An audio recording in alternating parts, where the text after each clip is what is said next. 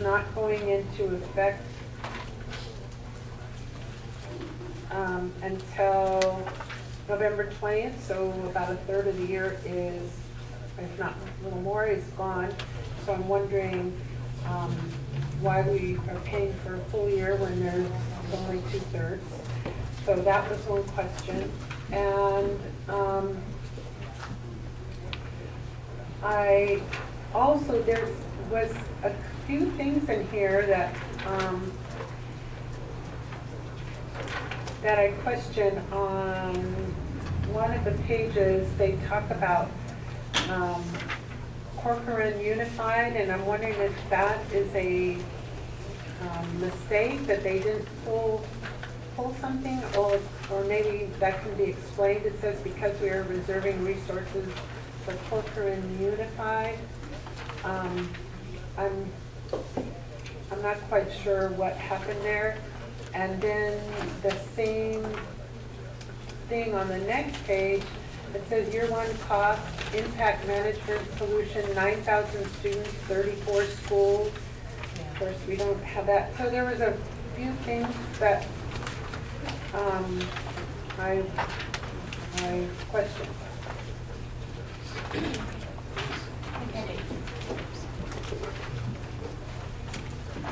Yes, thank you very much. Mrs. Saunders? Well, I'm loud. I don't usually need a microphone, but I'll go up to the position. I'm hard of hearing though. I did also, after this was submitted, noted the 34, the error in our 13 schools. On the second page, they do list our schools. So that is an error, and obviously the Corcoran is too. I apologize for that. When you're looking at the front page, you'll see a pro-rate decrease because we are at 2/3 of the school year. When I first brought this there was an information item with the contract in our last board meeting, and this now reflects a reduction of $25,200 because it is going to be 2/3 of the way through the school year. The first year, there is a first year startup fee, and that can't be waived. That can't be prorated because it's the work to integrate the data. Thank you for clarifying that. Ms. Barnes? Mr. Hoffman? Oh, there are several things here. It's interesting. It commences on November 20, 2014 and end on August 30, 2014. I mean, that's not possible. Yeah, and that's, we will. There are a few typos, I'm sure, in here. Right, and then there's another one where, thank you. The copy that I'm looking at. But I have a question too. Oh, sure. Several questions about. It says we will keep files on student information for students who are currently enrolled. What about the ones who move and then come back, and we keep it for a while and then discard it? Is that no, the data must be stored someplace. Well, yes, this is a data platform that integrates data from various databases, and so what it would reactivate the students. So as they are reactivated in PowerSchool, they will be reactivated in iResults in that platform. And as they have new data that comes in from the other databases, such as Renaissance Learning for Accelerated Reader, that data will come back in. But they aren't active; they don't show. Okay. When they're not enrolled. Right, and there's one more in here about graduation requirement checks. That's something. This is for high school kids. I mean, it's not appropriate for us. No, that's just something that is included in the program. Yeah, we wouldn't be activating it. Yeah, well, okay, we can just scratch that part of the money. Yeah, that's. I think it's just a function of the program, okay. So that it would do that. It would be programmed into it. I don't think we should get a reduction. Okay. Good. No, always try. Ms. Barnes? I talked to you earlier because I was concerned about the cost, because it is very large, and you were explaining to me what is available? It's kind of back to the Tucci thing that I thought was too expensive. But what is available? How can we get this? And are they the only ones that offer it? Who else is using it? Our understanding right now is that there are no, when we presented this to our principals, the same Nina Rosette, who presented to our board at the last meeting, she made a presentation to our entire management principals, vice principals at our retreat. And they were very, very interested. This is a tool for site administration and also for district administration, and something that they can use with teachers. And we were asked to see if there were other systems that were available. And our understanding is that everyone needs this kind of a platform, and there are companies that have, I guess they're called beta tests that they're running on them, but nothing comparable that's up and running. This particular system is currently being used by MCOE, North Monterey County Unified, and the entire state of Hawaii. That I know of, that I've been encouraged. Thank you very much. Okay, I need a motion for number 5, please. And the recommendation is what?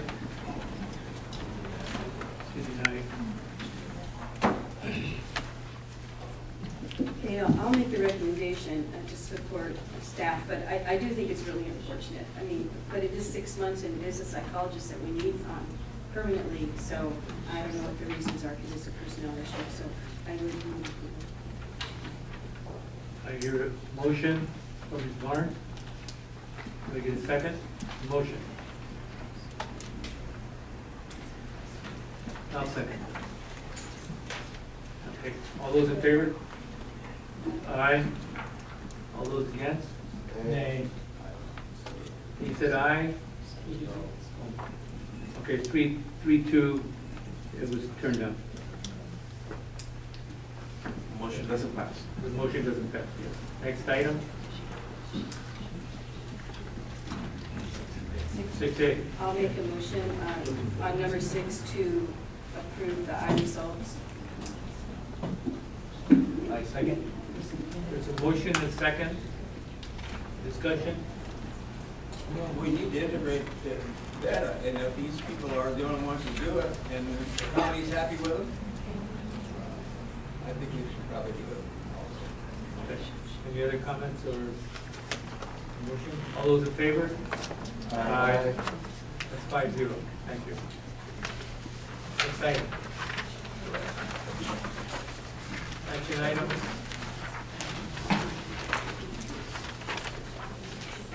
Action items, administration, we have none. Under curriculum, we have none. Under personnel, provisional internship permit. For special ed this time. Thank you. Okay, the first request for provisional internship permit is for Belinda Gonzalez, who is assigned to a special day class preschool at Loma Vista School.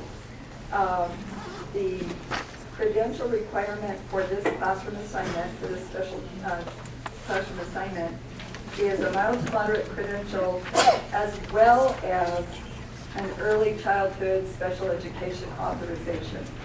So this is like a double whammy to find an individual to fill this position. Fortunately, we do have Ms. Rosales, who has subbed for us in the past and is doing a very good job in the classroom. So it's the recommendation of our Director of Special Ed and myself that the board approve this request. Do you have any questions from the board? Seeing none. I'll move we approve. There's a motion by Mr. Foster. Second? Yeah. Motion and second. Discussion? All those in favor? Aye. Aye. 5-0 again. Next item, please. Thank you. The next request is to fill a vacancy in the mild to moderate disability This is in a communication skills, social skills classroom grades K through 2nd grade. And again, we have an individual who has sub for us in this position, is doing a very good job, wants to continue and complete the credential. So it is our recommendation that we approve the request for the provisional internship permit. The special daycare. Yes, special day class. Class, I'm sorry. Class. Okay, any questions for, okay, do I hear a motion for item number 2 under C, personnel? So Mark? Second. We have a second, we have a motion and a second. Any discussion on the motion and second? Saying none, all those in favor? Aye. 5-0. Number 3, teacher evaluation, Article 10, side letters. Thank you, Mr. President. This was, I think, I want to first of all thank SCTC's negotiating team and our negotiating team for the work that we did on the evaluation article. We spent several sessions, we went through it, we thought we had closure. We thought we had closure, and we would come back and say, well, we need to look at this. So it really was a working together to bring to you a document that we think is going to be really a good evaluation instrument. I do want to just bring to your attention one statement that we start the article with, and it says the purpose of an effective teacher development and evaluation system is to inform, instruct, and improve teaching and learning, to provide educators with meaningful feedback on areas of strength and where improvement is needed. And I think that really says our thoughts about the purpose of evaluation and the continual growth of our staff as well as our students. So again, I want to thank SCTC and our negotiating team. Thank you very much. Okay, any questions? Okay.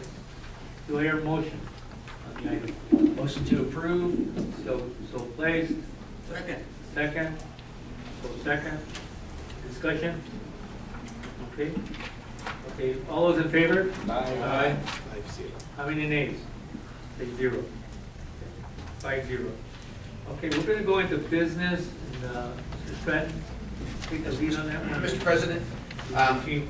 Mr. Ryan, our facilities director, will speak in detail to this. He drafted the RFQ and then was the chair of our interview panel. We interviewed 2 of the 3 firms submitting. With that, Mr. Ryan, comments? Anything from here? Can I hear you?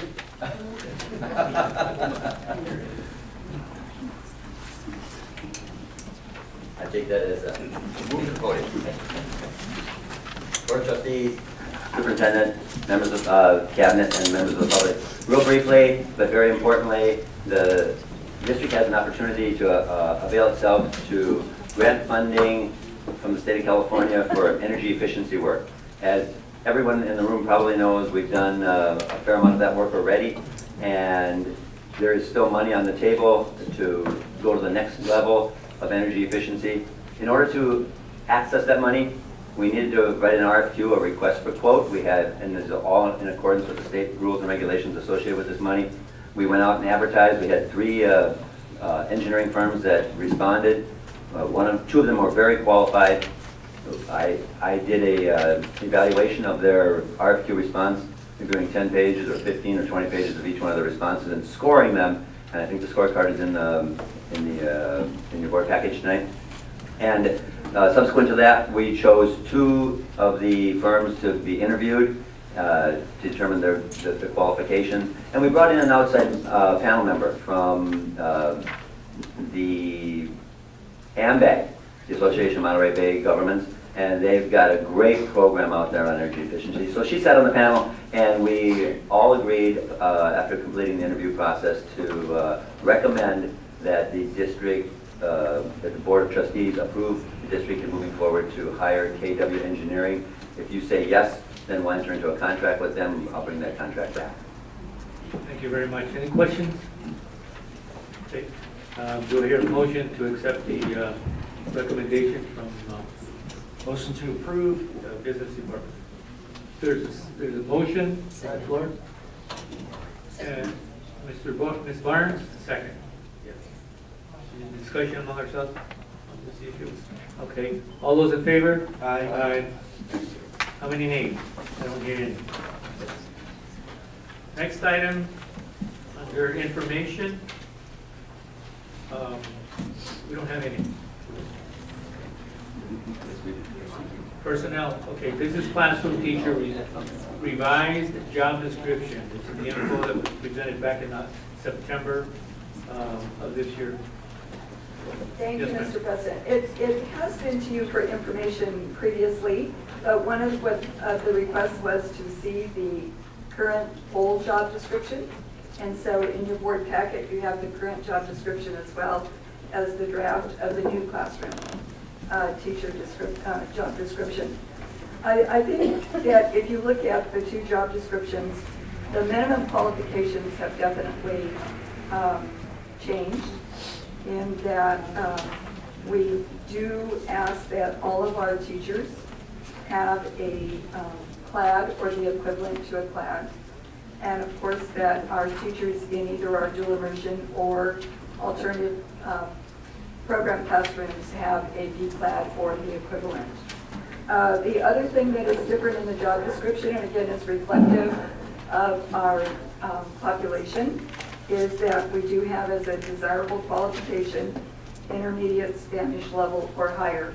And that has been an informal direction of the board and administration for many years, but this puts it in writing in the job description that that's what we want as a desirable qualifications for our teachers. It also does include the physical requirements for the job. So if you compare the duties, they haven't changed a whole lot. Teachers still need to instruct, they need to supervise, they need to plan, but some of the terminology is different, and again, those things that I pointed out to you. Open for questions. Any questions from the board? Yes, ma'am. Ms. Barnes.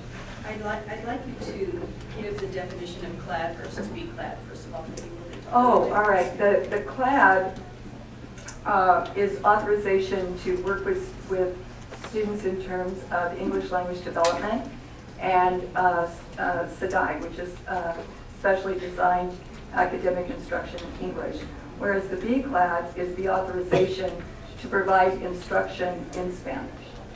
But this is not saying that you need a BCLAD. No, absolutely not. What it is saying is that you need a BCLAD if you are assigned to a dual immersion classroom, because the instruction is in Spanish and English, or if you are assigned to an alternative program placement, which is basically a bilingual classroom. So you would be providing instruction in Spanish. And then when you have under experience, desired qualifications, intermediate Spanish level, it's desired. It's desirable, it's not a requirement. Because I think it's really important to be clear on that it doesn't jade the interview, because otherwise you won't have any English-only teachers at all, because nobody will be able to apply. Okay, it is desirable. Let me speak a little bit to that. In Mr. Superintendent, I'm sorry I'm speaking out of turn here, but let me just tell you how I think that plays into the hiring of new staff. And that is that it's been my experience that if we have a teacher who is applying to our district and does not recognize the importance of attempting to communicate with a very large segment of our population, very often those teachers,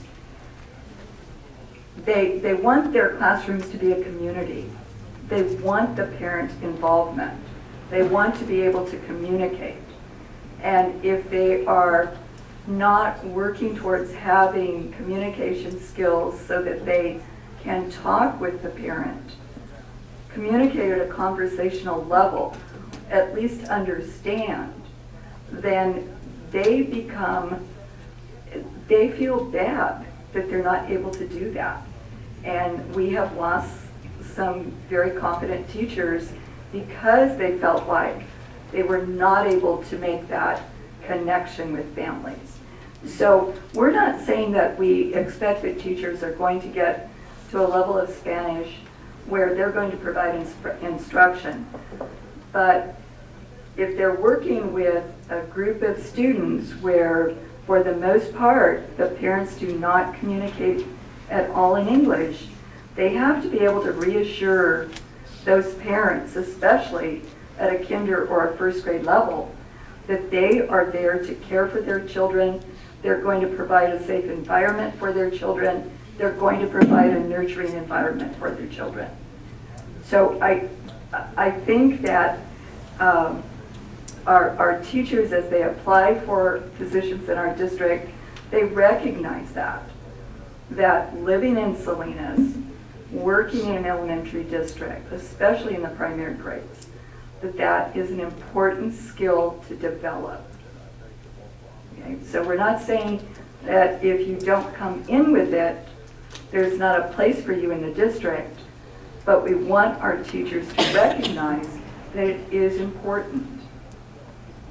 I don't mind if they recognize it's important, but I do mind if it meant to take this out, that one desired qualifications, if that would make a difference on whether you hired an EO versus someone else, then I wouldn't want it in there. But if you're saying it doesn't, it's just desired, then that's a different story. Right. The way you just described it, it sounds like the only people that you would hire would be those who are going in the direction of Spanish.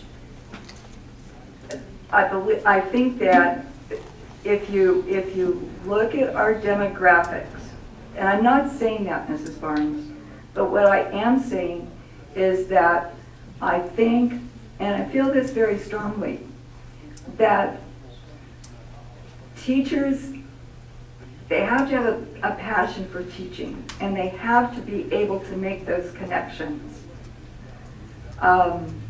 It's difficult for parents, I think, to understand how strongly a teacher feels about a particular child or a particular concern that they might have if they can't communicate that in the parent's language. It's difficult because I think it is important that our staff remain diverse, but our staff also needs to be able to communicate with our population. I just have one more comment. Just one more comment. It's just that I know a lot of EO teachers that communicate in other ways. It doesn't have to be in the language. I happen to speak Spanish myself, and I understand what you're saying. But I don't want anyone to feel that if you're an EO teacher, that you are going to be eliminated or whatever in our school district. Because there are people that feel that way. They feel that we're going in that direction. And again, I agree with you. You know, it's better to communicate in Spanish or the language. But when we have conferences, we have a Spanish interpreter if someone wants that person there. So we just need to make sure that everybody that's an excellent teacher is allowed to teach.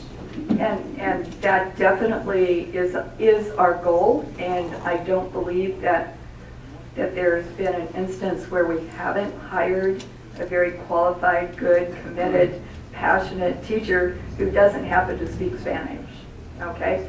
Or doesn't speak Spanish as well as they would like to. Got a question over here. On that note, what if we have students that speak languages other than Spanish and English? Why don't we write their languages then? Well, and then how do you could parents direct- communicate with those parents if they speak Farsi or Mandarin or French or? Right, and I think that one of the things that has happened over time is that the bilingual department has done a nice job of trying to get translators from different agencies or even other staff in the district that may speak those languages and we utilize those individuals for parent conferences. And I don't know if you want to add anything to that. I just want to make a statement that it's something I learned a long time ago, and I think everybody in this room will understand that, is that language is a tool, and the tools are what we're looking for when we call them qualifications or desirable experiences or desirable training.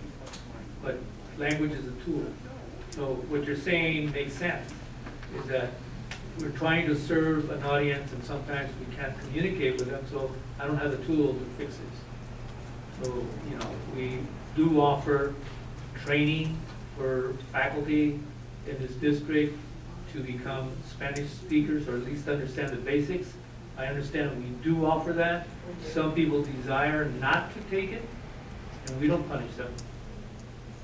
But they're learning that, you know, environments that are changing and where people are coming in with other needs, other than the basic needs that it used to be. Because we've got a multicultural community here. It's not just bicultural, it's multicultural. And it's also, when it comes to income, we have disparity, that we have about 80% of our children come from poor families and 20% come from well-to-do families. And we take that into consideration too when it comes to their lifestyle. They can't just get a Jaguar or just a car whenever they want. I'm just using it as a simple example. But there is a question coming up over here from Okay, why don't you your just- colleague over here. Okay. I would just like to say that it is a tool. And if you don't have that particular tool, then you find other ways to take care of whatever it is that you need, whether it's the parent conference or it's the note home or whatever. And it does not, I need to say this again, loud and clear. It does not prevent us from hiring someone who is qualified and wants to work with our kids and feels passionate about working with our kids. Yes, ma'am. I just wanted to speak to the issue though that, and I truly don't know all of the trainings available. I was under the understanding that teachers had to pay for their Spanish training. Is that true, or? They, you know, we are now reimbursing them for the cost of training. We also, for any teacher who works towards getting their B class, because for a while there, universities had stopped offering the B class credential, and so the only way to get it was through a test. We are compensating the teachers for those tests. Yeah. I do want to just put this out there that beginning teachers, when they first start, they're out of college, they come to our district and start teaching. That first 2 years, they have to be involved in the BITSA program, which takes hours every week to be involved in. And they have to they have to do some paperwork, they have to meet with their mentor teachers and all that, as well as just become familiar with teaching and with the school and with behavior and all of that. But they also are obligated in some way to take Spanish. And to me, that is way over the top, and I talked to you about it before, because I feel like that's too much to ask of new teachers, and I would like to see the district not be requiring that of new teachers. And, you know, I understand the idea of communicating with people. I will say that 20 years ago when I came into the district was just paying for HILT, and so I took it until the district would not pay for me because I was a special ed teacher. So I stopped taking HILT. I didn't want the cost.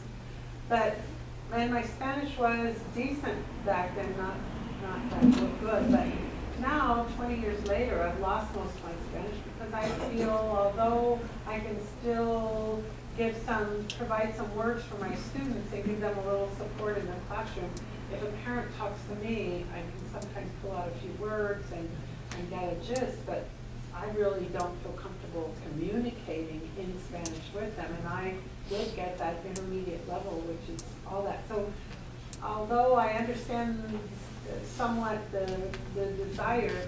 I don't think that we're desiring this intermediate, and I really don't think that's enough to provide that much for the students, and certainly not very much for their parents. So I've never felt like that was the best.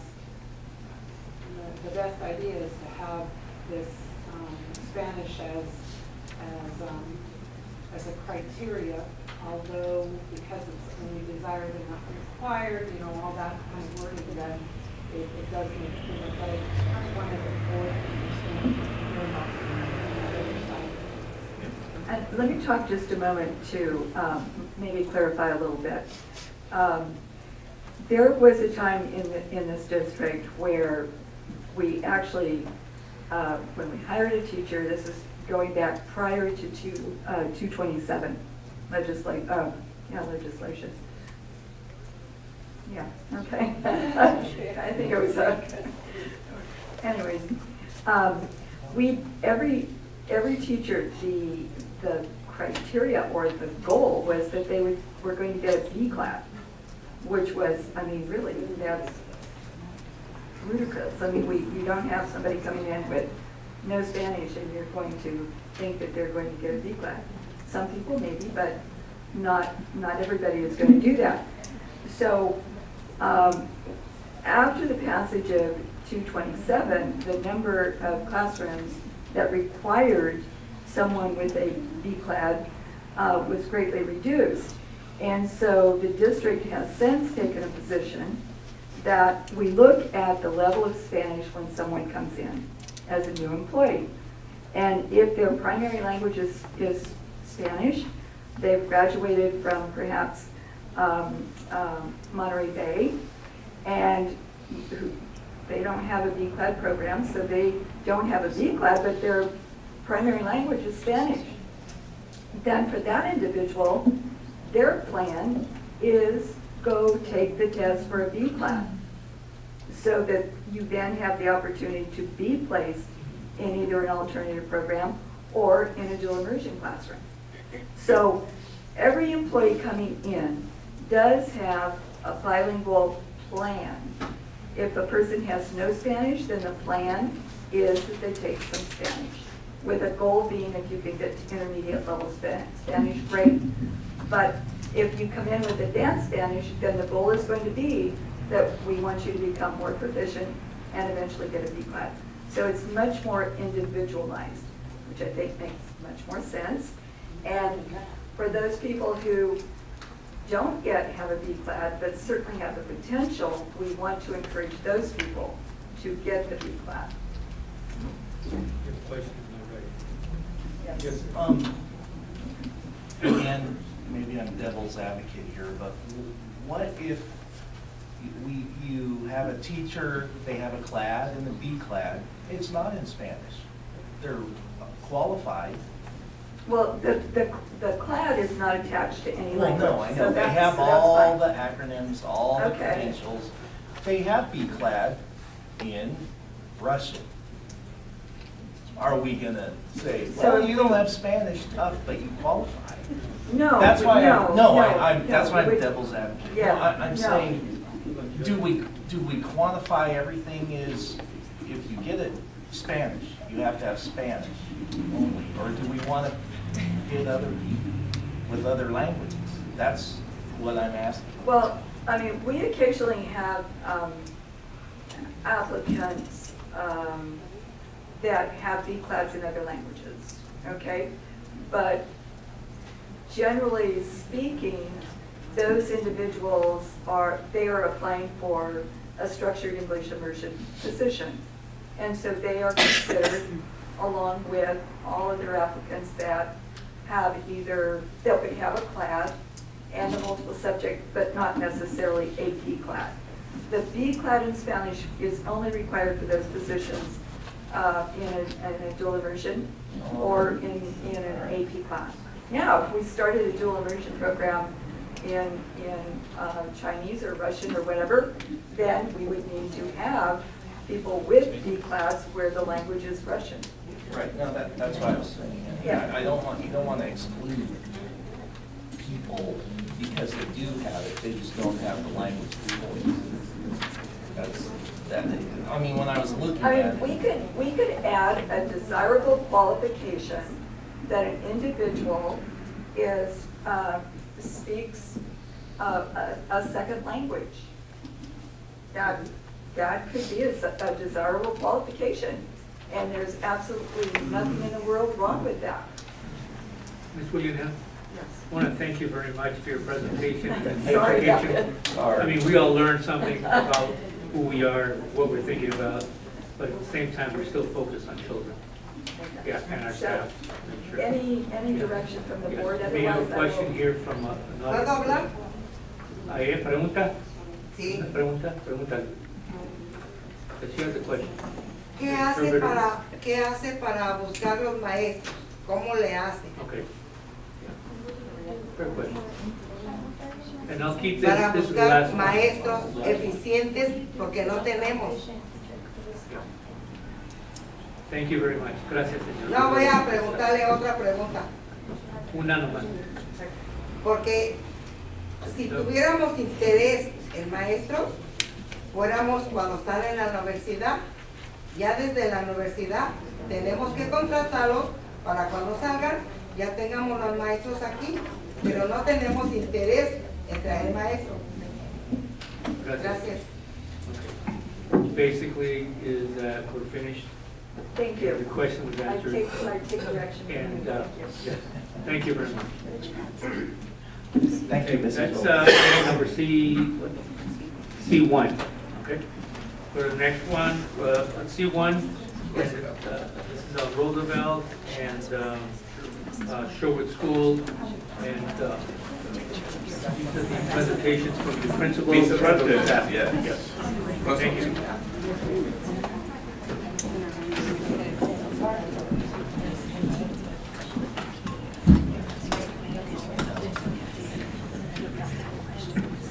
Hello. Thank you for allowing me to stand at the podium today. I'm representing Roosevelt School in place of our principal, Linda Barrera, who for unforeseen family emergency was not available to be here tonight. So I appreciate you giving me the time to speak on her behalf.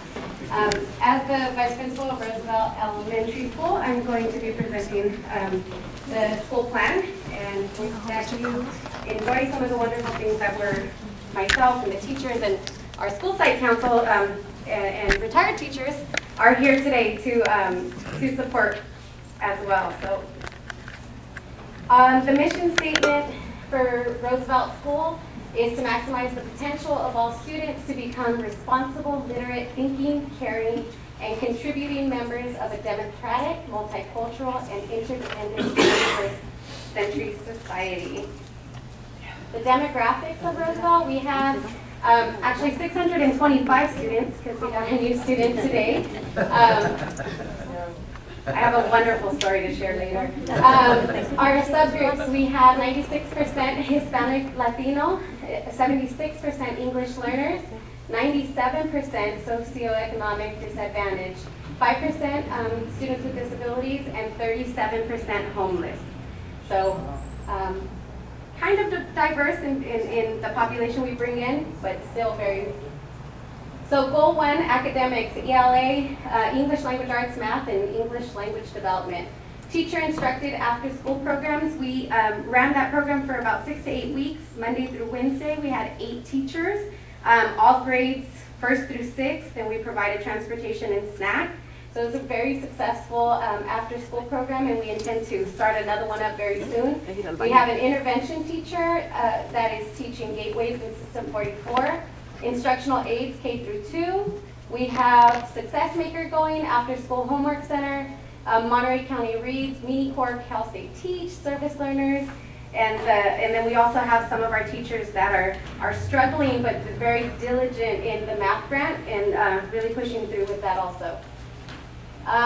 Goal 2, school climate and culture.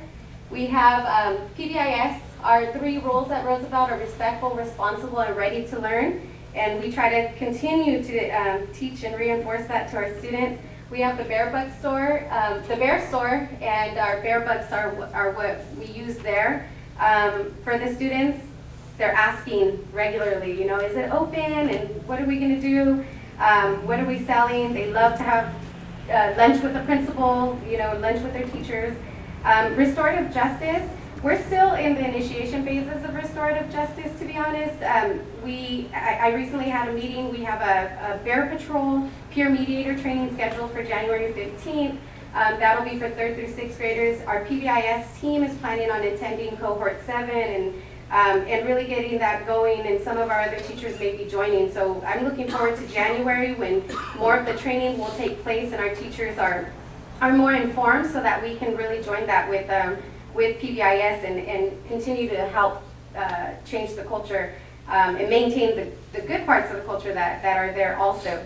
Awards assemblies, play works with the teachers. We've been implementing that during staff development days on that 4th Thursday every now and again to teach them. We're also using it for the classrooms with the perfect attendance, all in uniform, all on time. When they fill up the Roosevelt sign, then I personally go out and teach the games to the students. And I've seen that they continue to play those games during their recess times.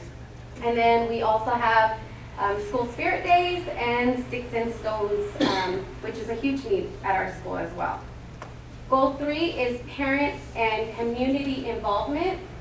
For the parents, we have the parent coordinator. We have Mrs. Mendoza. She's awesome, and we're so happy to have her there. We have parent workshops, parent passport, school site council, principal's cafecito, family nights. We had the lights on after school, movie nights. We have a math and physics night coming up pretty soon. And we have about 30 or more parents attending our weekly parent workshops and parent stuff. So we do have a pretty good amount of parents that are coming and they're ready. We're planning a posadas coming up and they're really excited about it. So they're going big this time. For the community, we've started to partner and have maintained partnerships with various community organizations. First Presbyterian Church, they've been amazing in helping with the garden and also renovating the staff lounge. I didn't mention that earlier, but they also came in, they steam cleaned all the seats and they put in decor and stuff to really fix up that staff lounge, and the staff's really enjoyed it. Hartnell Math Club, Hartnell Physics Club, so they'll be hosting or helping to host our math and physics night. Salinas Libraries will be implementing an after-school tutorial tutoring program, homework program. Harmony at Home, and then our students were privileged last week or so to get a RIF, and they were able to take 2 books home. So here's a couple of pictures of our lights on after school. We had parents there, we had students. We had a really awesome enrichment program there that was provided by the ACES grant. It was called Troubadour. So the younger students danced, the older students used iPads, so we integrated technology. They used iPads to create music, and we're able to produce them, and every child got a CD with the music they produced, and we'll be playing that during morning announcements. But it was really amazing to see them, and they were so proud walking around sharing that, and we put some on Lights On after school. We had a pretty successful first movie night. Those are fun for the kids, and we plan to do more. And then down at the bottom, you can see playworks in action during recess, and oftentimes the students come out. We still don't have our HASAs, but you know, the kids like the games and they're using them. So it's going well. And I think that's it. Thank you very much. No questions from the board at this point. Thank you very much. You know, a lot of work went into that. Still going. Do we have another school? Sure, school. My alma mater. Good evening again. I have the pleasure of presenting our presentation here for Sherwood Elementary School. Forward here. So we're looking at the Sherwood demographics. We are continuing to increase every day, every week. Our total student enrollment now is to 889 students. Our Hispanic Latino group is 99.4% that have Hispanic and Latino ethnicity. Our English language learners are 79.4%. Our SCESD disadvantaged students are at 94%. Students with disabilities, 8%, and our homeless classification for students is at 47%. Very high student population that is homeless at Sheridan School. Our goal number 1 is academics, very closely aligned to our district goals, and that is academics in language arts, math, English language development, programs that support our academics, obviously our after-school program, intervention. Kinder teachers are supporting 1st and 2nd grade and providing strategic interventions to our students. We have a direct instruction model at every grade, kinder through 6th grade, as well as System 44 in 3rd grade. We have an after-school homework center that we partnered up with Salinas Chavez Library. They've been great partnering with us and providing university tutors that are coming in and assisting our students with homework. Imagine Learning is also underway, as well as implementation of GLAD in our classrooms. That is something that we are looking at continuing to provide training to our teachers that have not received GLAD training because they're new to our school, to our district, so we certainly want to continue to provide them with that training. We have instructional aids in kindergarten. We have partnered up with Monterey County Reads as well.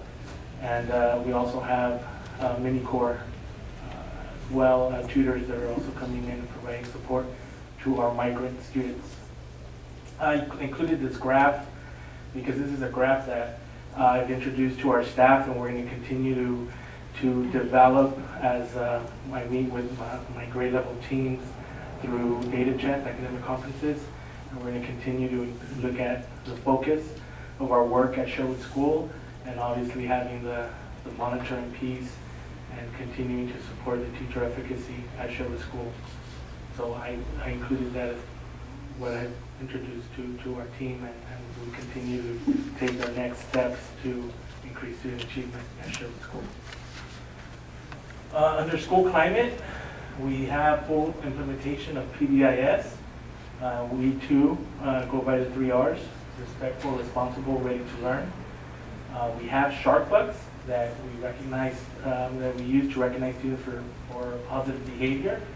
We want to be proactive in supporting the positive behavior for all of our students.